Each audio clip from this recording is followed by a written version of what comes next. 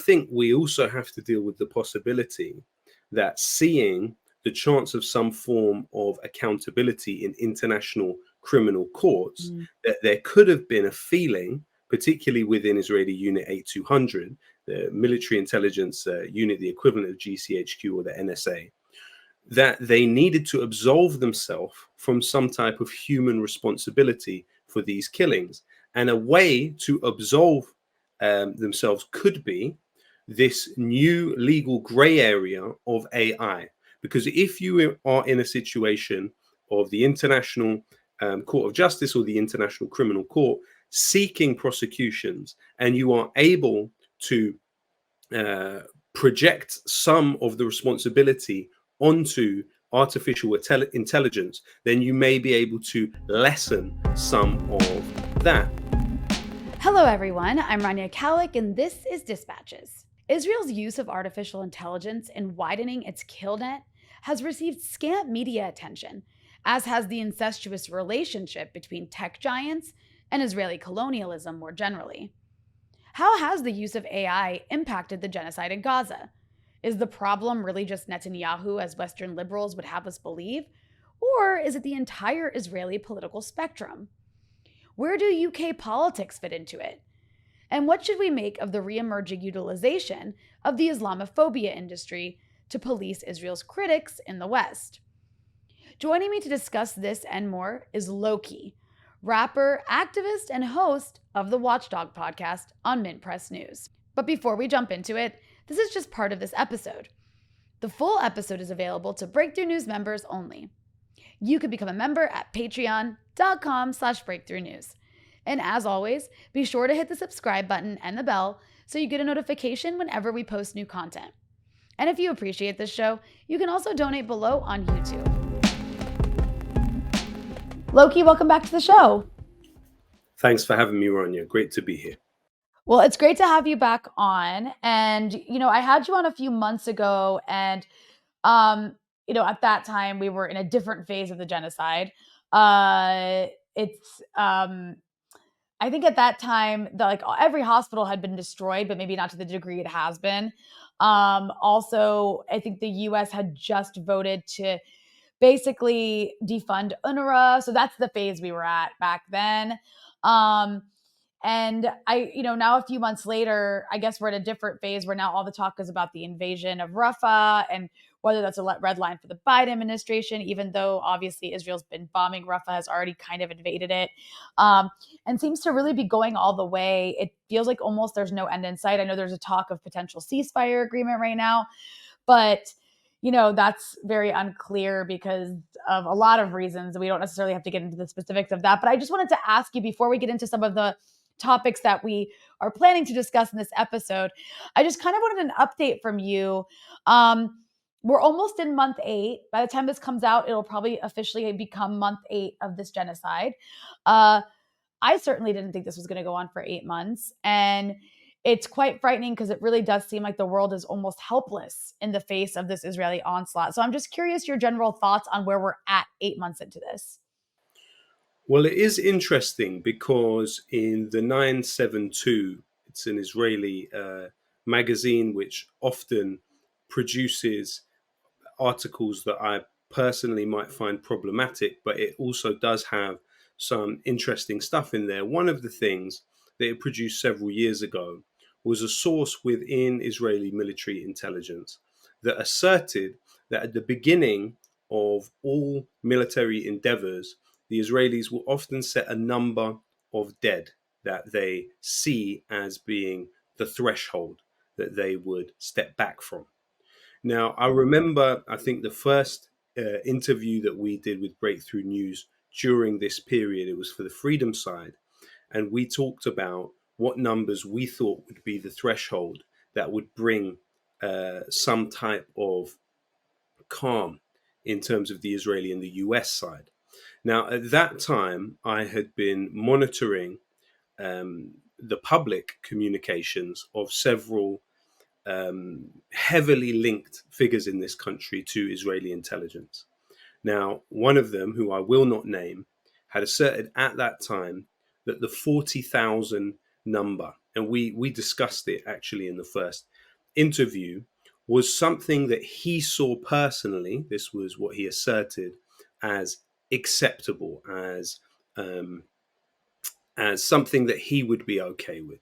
Now, in this case, what we have seen, and I think it is worth getting into, is while the United States, on a nuts and bolts military day to day level, provides constant support to the Israelis, come rain or shine, even when you've seen the recent PR exercise, which was about Biden supposedly holding back on a particular shipment, when in actuality, if you monitor the flights and the ships, the US exports of arms to Israel have been constant. It's been a constant stream. So, military to military, there's certain structures which are in place regardless of what happens.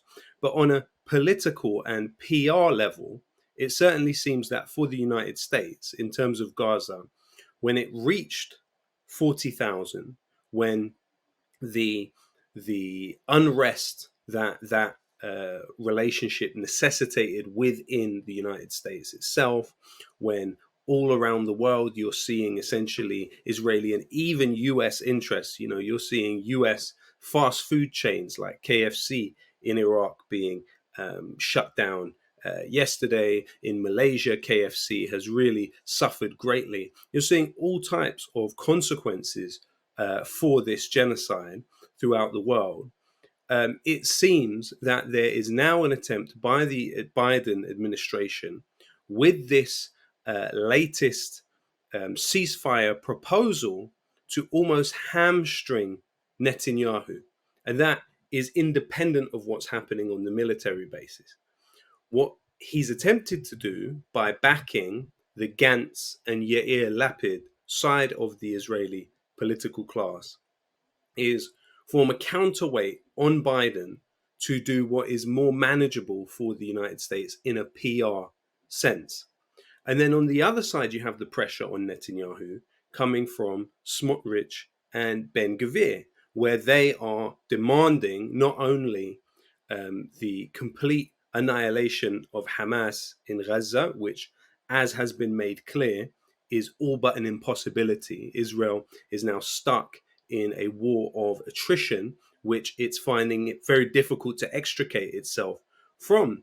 But that's what Smotrich and the Ben Gvir side of the Israeli political class want. And essentially, they're insurgents into the Israeli political and military class. They are the outsiders in a way. But what they're driving for is not only immediate war with Lebanon, but also the completion of the campaign in Gaza. And so, what that creates for Benjamin Netanyahu is a very interesting equation where he's being pulled from two directions in two different ways. And it's my own estimation that he's more likely to go in the direction of the Smotrich and Ben Gvir way of dealing with this situation. But you also have to look at the history of the United States and the Israeli deep state, as it were, actually militating against Netanyahu. Now, it sounds counterintuitive, but I'll explain the basis for what I'm saying. So, back when you had unrest in the Zionist entity over the changes and the judicial reform that was taking place, you had Yair Netanyahu, the son of Benjamin Netanyahu, now a resident of Miami, take to social media and voice his opinion on who was behind the unrest. He said very clearly, the American State Department is behind the protests in Israel with the aim of overthrowing Netanyahu, apparently in order to conclude an agreement with the Iranians. Is there a Shin Bet in this country? Now, obviously, Yair Netanyahu is a complete idiot, but there is a kernel of some truth in what he was saying. Well, the main Zionist organization behind a lot of the unrest that took place during that period of time was an organization called the Movement for Quality Government in Israel. Now, the movement for quality government in Israel has been directly funded by the US State Department over the last 3 to 4 years, and it is regularly hosted in Washington to talk about the challenges in making Israeli society more democratic. We also know that at that time, Ben Gvir went on Israeli military radio and he said very clearly, quote unquote, the US needs to understand that Israel is an independent country and no longer a star on the US flag. You even had at that time the culture and sports minister, Mickey Zohar, also tweet, and this was the sort of highest level um, uh, government figures, Ben Gvir and Mickey Zohar, who went public, and he said it's sad that Biden has fallen for all of this fake news. So clearly, there was some involvement of the United States um, in what was happening at that time on the streets. You know, the same way they've run destabilization and intervention projects in other countries in the region, things were certainly happening during that time. But then another part which bears some examination is that documents were leaked um, from the Pentagon. And what was shown in them was that the United States was taking note of information gathered via signals intelligence, meaning that the US were surveilling the electronic communications of leaders of Israeli external intelligence agency Mossad, and the information was labeled FISA, which means the spying received approval from a US federal judge, according to the Foreign Intelligence Surveillance Act. Now, in those documents, it stated that the Israeli External Intelligence Agency had actually been encouraging its employees to take part in protests against Netanyahu. And actually, that lines up with what we know from what was made public, because it was publicly acknowledged that David Benea, the head of Mossad, had granted permission to thousands of Mossad employees to take part in anti Netanyahu demonstrations. So, what you have is an attempt to put a PR spin on what was happening. So rather than saying what was clear from the Pentagon documents, that actually it was being encouraged by Mossad, they put out the news that Mossad had allowed it because the demand existed within the institution. And so then what is alleged is that um, uh, Mossad was responding to its employees on condition that they do not identify themselves as people that work for Mossad if they're taking part in these demonstrations. So, I mean, the interesting thing about it is that you had hundreds of military figures refusing to serve during that time, from pilots to special forces officers and even Israeli diplomats across the world. So, I guess the point I'm trying to make here is that there is a convergence of forces on either side of Netanyahu trying to push him in directions that they want and they feel are better for the PR of this genocidal campaign. I mean, it's what they call the narcissism of minor difference. On one side, you have the Gantz and the Yair Lapid side of the Israeli political elite who want a better reputation with the same kind of Zionism. But then on the other side, you have Ben Gvir and Smotrich who want essentially an apocalyptic form of Zionism, which Benjamin Netanyahu is certainly party to.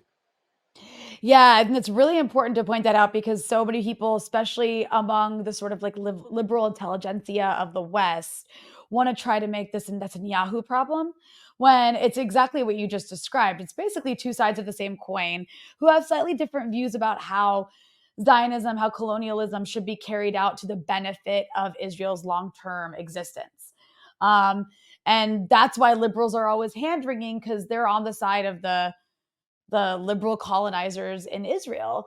Whereas you have this sort of more apocalyptic, messianic end timers that Netanyahu sympathizes more with and also has more of a base that he needs to please in that camp to keep on his side.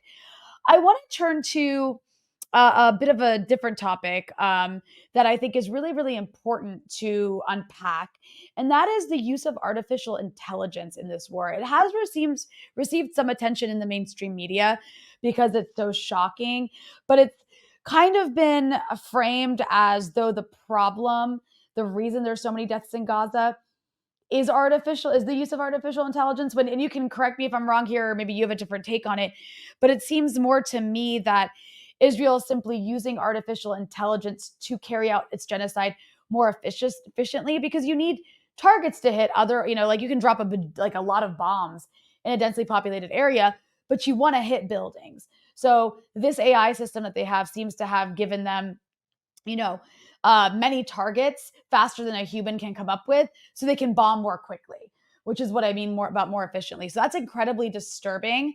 Um, but I also don't think it's received the attention it's deserved, because, we know Gaza's a laboratory, and what we're seeing happen right now will be used in future warfare.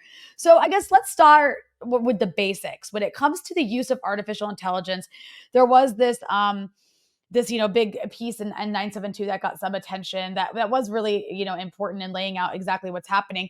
But why does it matter, Lowkey? What is Israel using artificial intelligence for? How is it using it, and why does it matter? Well, I think we also have to deal with the possibility that seeing the chance of some form of accountability in international criminal courts, that there could have been a feeling, particularly within Israeli Unit 8200, the military intelligence unit, the equivalent of GCHQ or the NSA, that they needed to absolve themselves from some type of human responsibility for these killings. And a way to absolve themselves could be this new legal gray area of AI.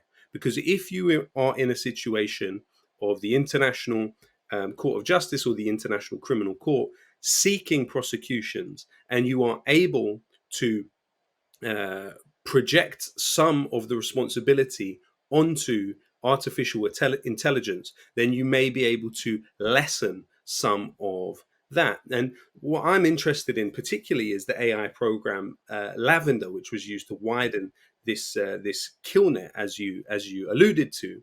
And one of the ways in which targets are being identified through these programs in Gaza is through far reaching associations on WhatsApp.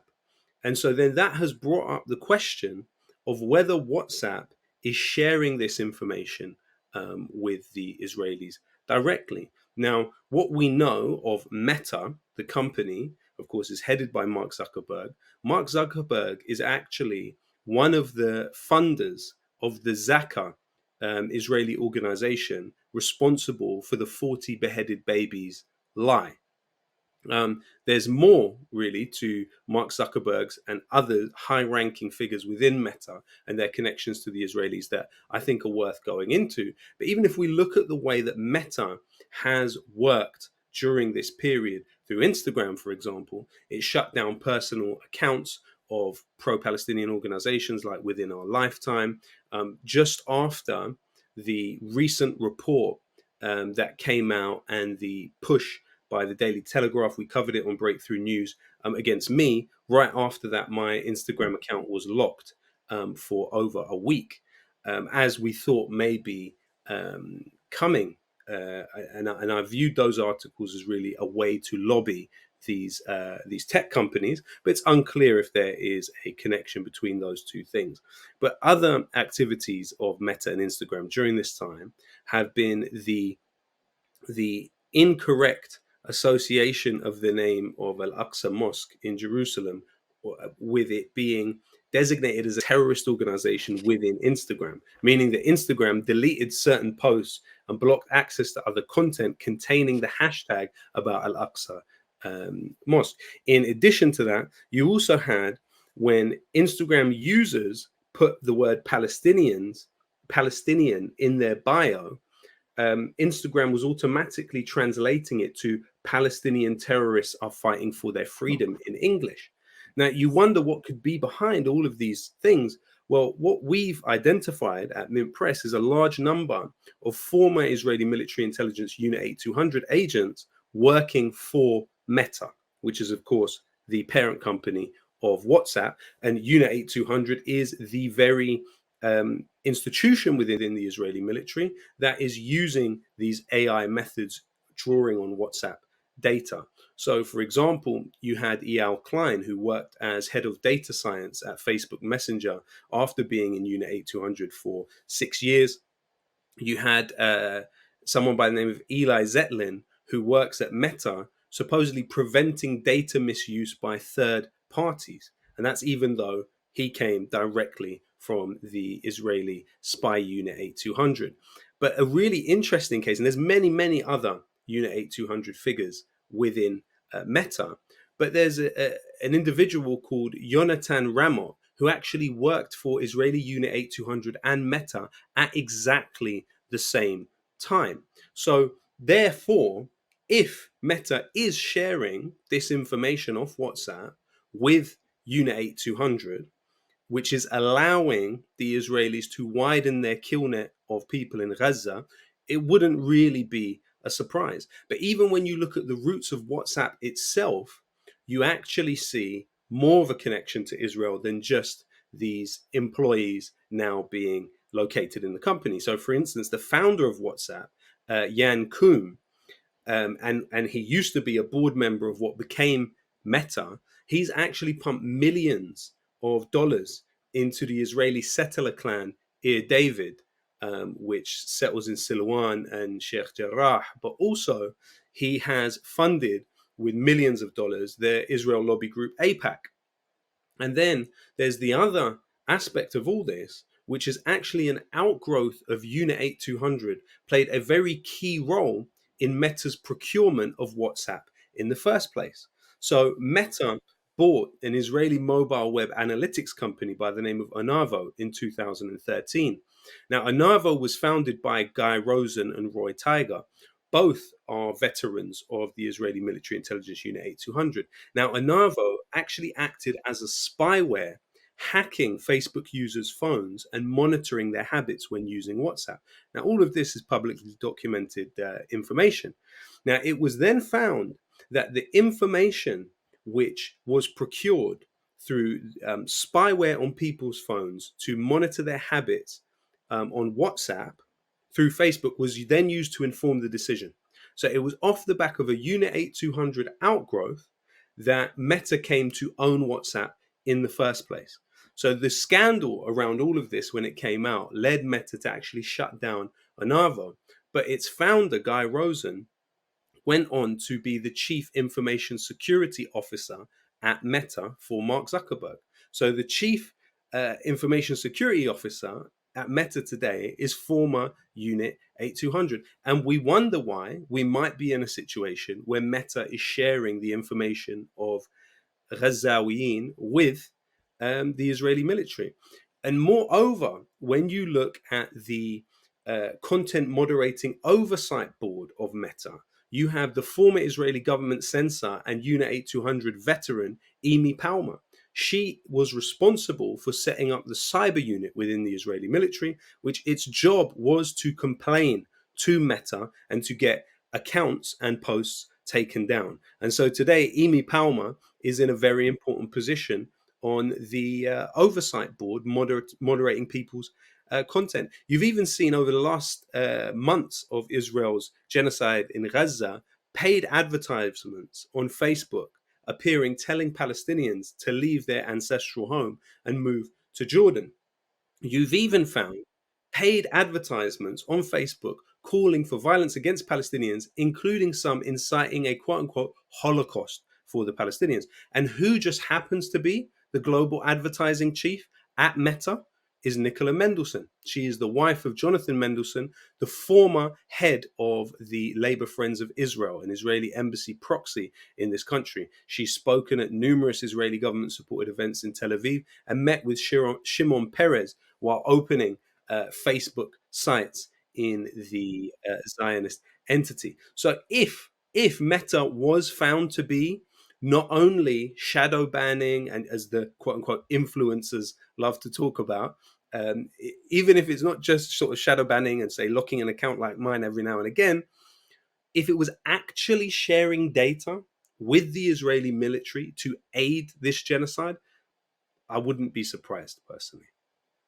It's utterly shocking, but given all the connections you mentioned, it's not insane to think that there's something happening there. And I know I understand that the messages are encrypted, but the idea I believe was that, or the accusation is that Israel's essentially coming up with people to target based on WhatsApp groups. Because what can be monitored is who's messaging who, not necessarily what's in those messages. So it's basically like if you're, messaging somebody who happens to have a brother in Hamas, that's a target for the Israelis. Like Well, I everybody in mean, that group becomes a target for the Israelis. well, it's actually as far as I understand even worse than that. It was on Oh. the basis that if you are in a WhatsApp group with an individual who has not only had some political association but also previously been killed by the Israelis. If you're on Oh, this, so it's wow. it's horrific what they've constructed, and it's essentially a justification for killing more people. You Right. know, This is what you called this widening the kill net. net. Yeah. And just to go back to the issue of lavender, I mean, you don't have to like expand too much on that, but when it comes to widening the kill net, I just wanted to point out in that respect. I mean, I can't remember the exact numbers, but they essentially because they're the humans put in the data for AI to then generate targets. And so for them, they were putting like they've put in basically the idea that, which this is just a basic war crime because it's disproportionate. The idea that something like if there's two Hamas operatives that they've identified as Hamas operatives, it's okay to kill like 300 people or something crazy like that to get soon two senior commanders. And that's of course what they describe as two senior commanders.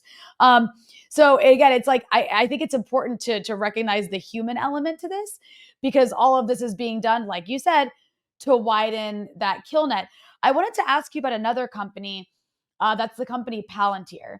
I know there's a lot of speculation. We don't know exactly Palantir's involvement, but we do know that the CEO of Palantir has been quite outspoken, this man, Alex Karp, on support for Israel. And I just want to quote him real quick. He said this to the media. From my perspective, it's not just about Israel.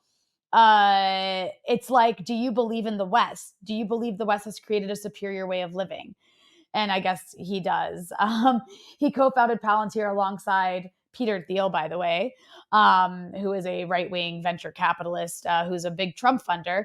But all that's to say, Palantir is obviously involved in the tech side of things, and there is speculation that they've been involved in helping with the AI. I'm just curious if you have any insight into that. Well, Palantir is absolutely a creature of the war on terror. We've seen it develop out of the war in Iraq and the war in Afghanistan and be able to widen its operations in ways that are completely inappropriate for a company that was literally founded by the CIA. It's an invention of neoliberalism whereby organizations with obscure names which actually disguise more than they reveal, that work on building a database on the biometric data that they gathered on the subjects throughout the war on terror, funded by the CIA. And now imagine it has the access to the National Health Service data in this country as well. So it's absolutely insane. But what I do understand is that it has uh, had this strategic partnership signed in January of this year with the Israelis, um, supposedly for battle tech.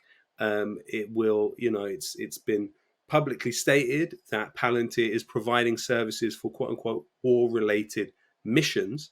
So I think it is very likely that the organization is directly involved in what's happening in Gaza.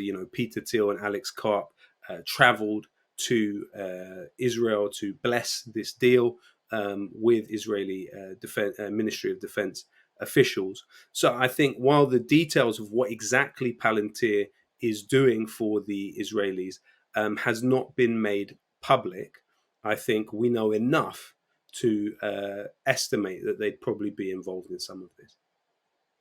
Well, okay, so I want to move to a bit of a different topic. Once again, of course, all of this is related to Israel genocide in Gaza. But I want to talk to you a bit about, we're going to get into UK politics, but since we're going to talk about UK politics, I thought a good segue before we get into that specifically would be to talk about one of the UK's most well-known do we call him a talk show host? I'm not even sure what to call him at this point.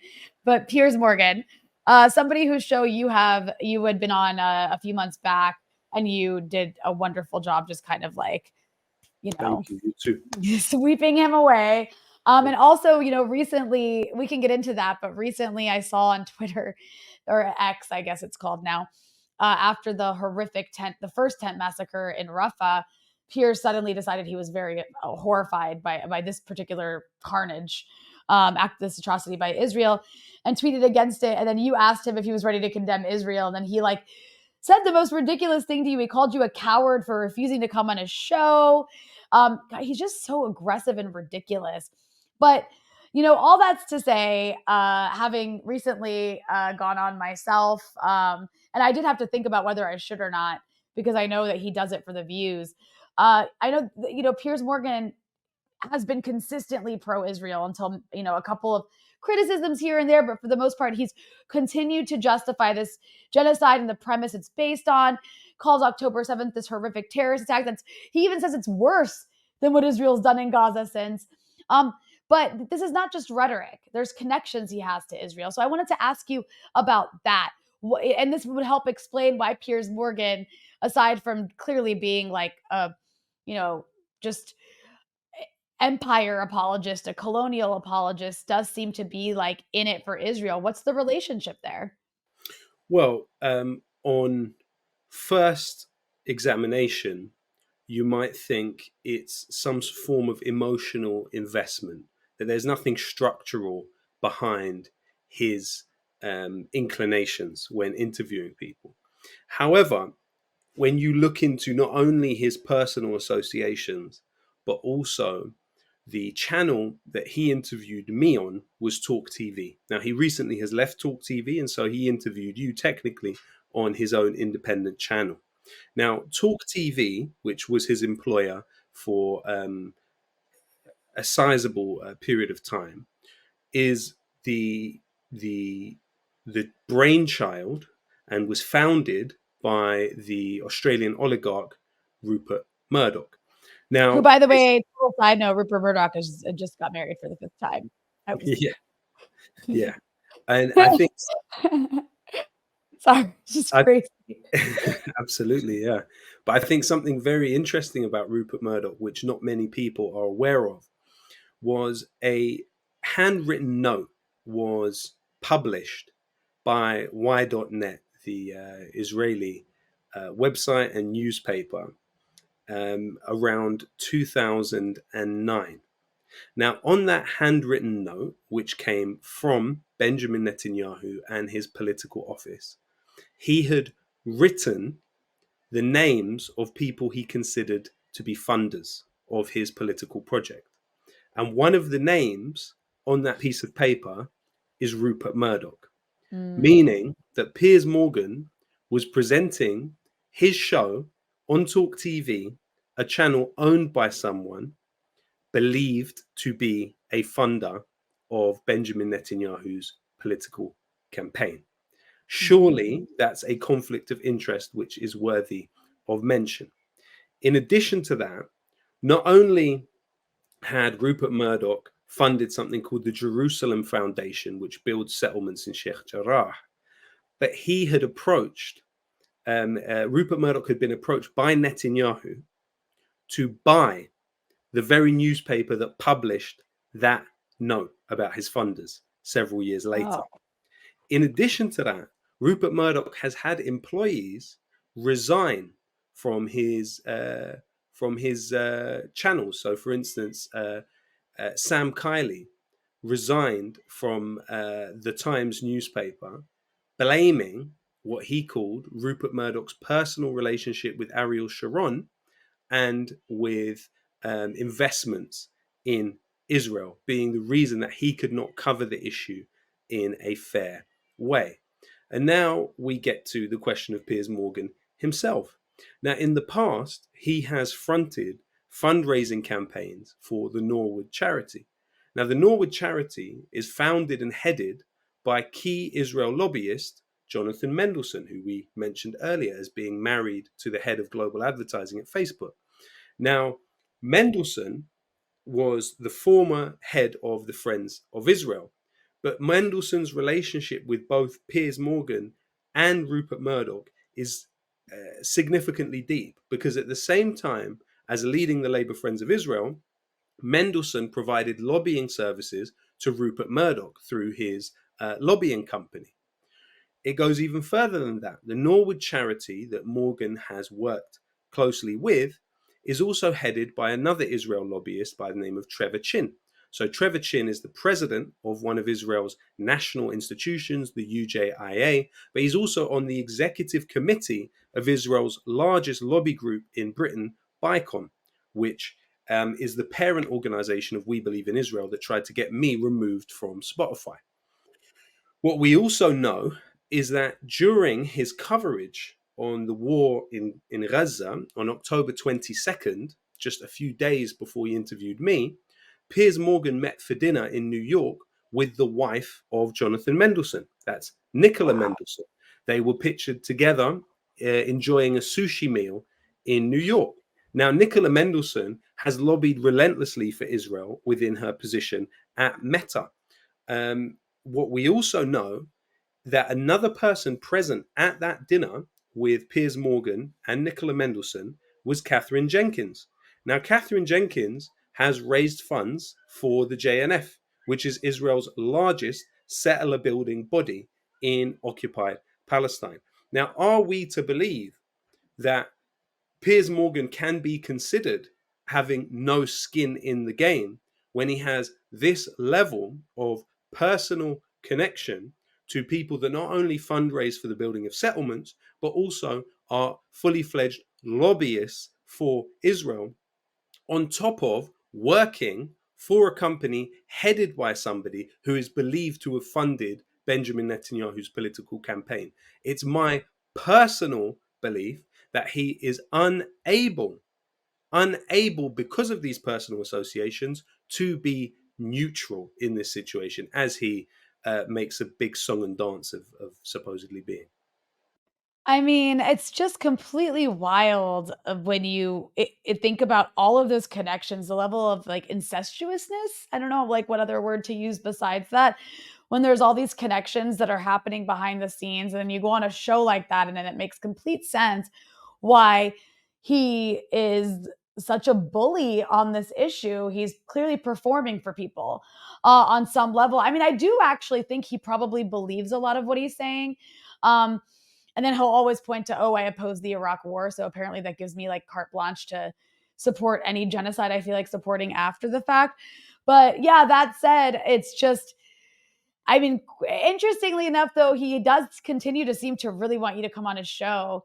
And I'm curious if you're like just done or if you ever plan to go on and say those things to his face. Yeah, I mean, I personally, in my opinion, I think there is value in going Mm. on his show and exposing the hypocrisy, and it gives us, to some extent, a chance to reveal how ridiculous the arguments in favor of Israel are. I also think this can sometimes be a cartoonish quality to the way he presents things, that I think you have to be in the right headspace to do it. And for me, in the recent period, I haven't really been in a headspace where I've felt like having to really break down things almost like a child, Yeah. as if you're explaining it to a child, because there's such obvious things. And we're talking about deeply, deeply serious and horrific situation that any human being with an ounce of humanity should recognize. So, like I say, it depends on the headspace. And I think you did a wonderful job. I've been Thank you. seeing it on El Mayadeen, for instance. They've put Arabic subtitles on it and they play it regularly throughout the day. It's important that these arguments are being made in that space. I do think he serves what the Reut Institute. So the Reut Institute did a study of London. It's a key Zionist military think tank, and it split those that support Palestine into two categories. One was delegitimizers, and the other one was criticizers.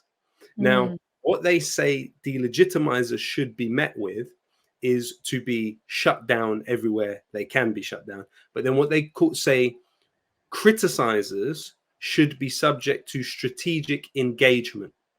And so wow.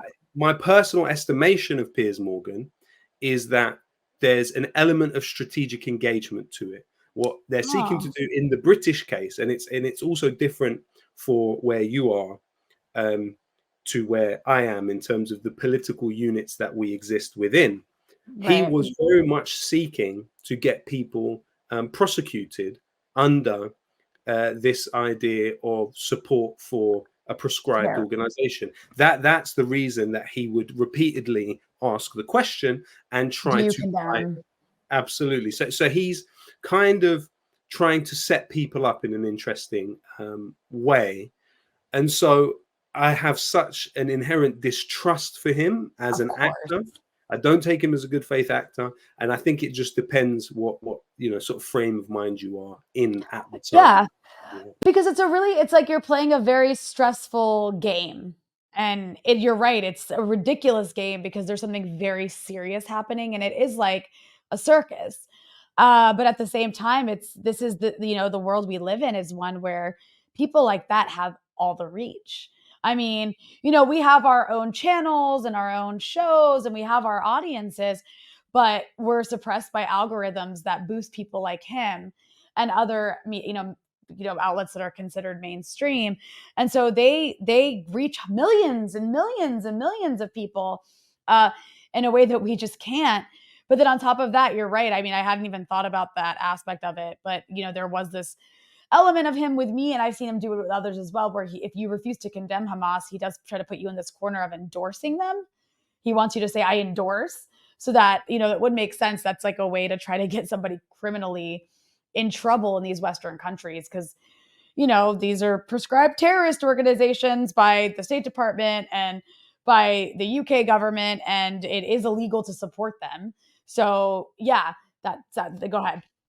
One other particularly illustrative part of his project is that when he would go off air on his show on Talk TV, he would be replaced by Douglas Murray. So Douglas Murray would fill in for him as a presenter. What you have to remember about Douglas Murray is that Douglas Murray has historically been deeply linked to Israel. So he was the executive director of the Henry Jackson Society, who the founder of the Henry Jackson Society is Alan Mendoza, who is simultaneously the president of the JNF, which is the biggest settlement building body Jesus. in Palestine. And the patrons of the JNF include the Israeli president and prime minister. The Henry Jackson Society actually shares funders with the illegal settlements in the West Bank and even the Friends of the IDF. You've got so much crossover between the Henry Jackson Society and the Israeli military. It's very interesting. But also, recently, while Douglas Murray was in occupied Palestine, he spent time with the Israeli President Isaac Herzog and was gifted a map of occupied Palestine by Israeli military personnel. And he even was given an award by the Israeli government for his services to Israel in the media. So then the question has to be asked, that award must have partly been given for his work filling in for Piers Morgan. So Yeah. it's an even closer relationship. I think what he benefits from is this sort of creative ambiguity where he's able to present himself as just having these deeply held opinions when actually there could be, I'm not saying there is, I'm saying there could be a level of coordination between him and the Israeli government in the way he engages with us. We are Yeah. targets, and it's clear in his conversations with us he has a specific objective. Yeah, and you can also tell, like, whether it's you or me or Abby Martin, or I mean, he's also had on some others too who are like more like the criticizers. I feel like I don't know. I feel like we'd be their delegitimizer camp. Absolutely. Um, Absolutely. but, Be insulted but if you weren't considered that. yeah, I know exactly. God, please tell me I'm one of the delegitimizers. Um, but it definitely would seem as though, like, I got the impression that he studies well, like he Mm. knows who he's talking to. He's Mm. not just. I mean, he probably has a roster of people he thinks are terrorist supporters, Oh, but for at the sure. same time, he doesn't. They're not just random people. Like he's watched your stuff, so when you're coming on, he is prepared for you. He Um, certainly received dossiers. He's certainly yeah, been. or at the very least, he's got someone who's been watching us for him at least. Yeah. Yeah. Um, so I want to turn to the issue of UK politics because a lot is happening there right now. Um, from what I understand, new elections are being called for to happen in July. Um, and so I guess walk us through what's happening with these, what are they called? Snap elections. Forgive me for not being as well read in the UK political system as I might be in the American one. Um, but what's the first of all, why are these elections being called now suddenly? What's the point? Where does the Labor Party stand, or how does the Labor Party stand in doing in these elections, given everything that's going on, and the fact that I think the UK, while it's not as much as maybe a two-party dictatorship as the US is, it kind of does seem to fall along those lines at this point. And these two parties, when it comes to Israel, have very little light between them.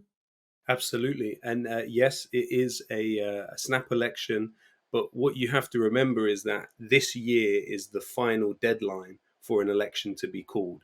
So this is the maximum term has been reached by the Conservative Party. And so at some point in this year, they have to have a general election. But what you've seen is, speaking exactly to your point about it being essentially a two-party, one policy state when it comes to all of the major issues.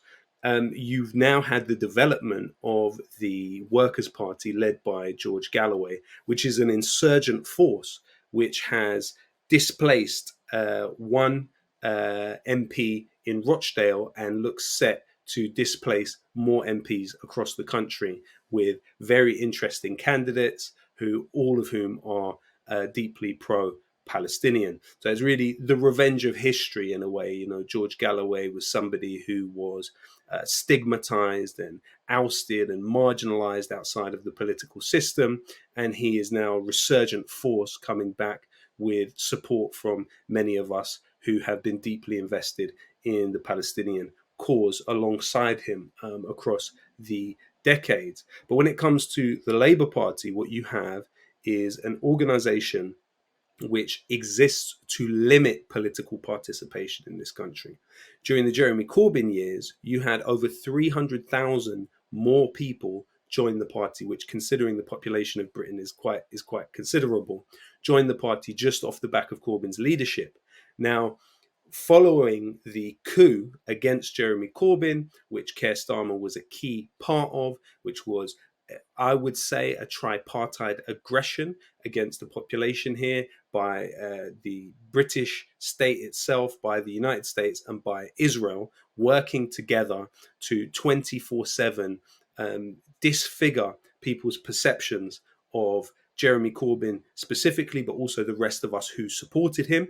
Unfortunately, he did not take a strong position in defense of the membership of the party and really set a certain way of dealing with the smears that trickled down, and others in the party followed suit. Now, as Winston Churchill said, an appeaser is somebody who feeds the crocodile hoping it will eat them last. And that's what happened during this. If you enjoyed this episode and want to hear the rest, you can access it by becoming a Breakthrough News member at patreon.com/breakthrough news.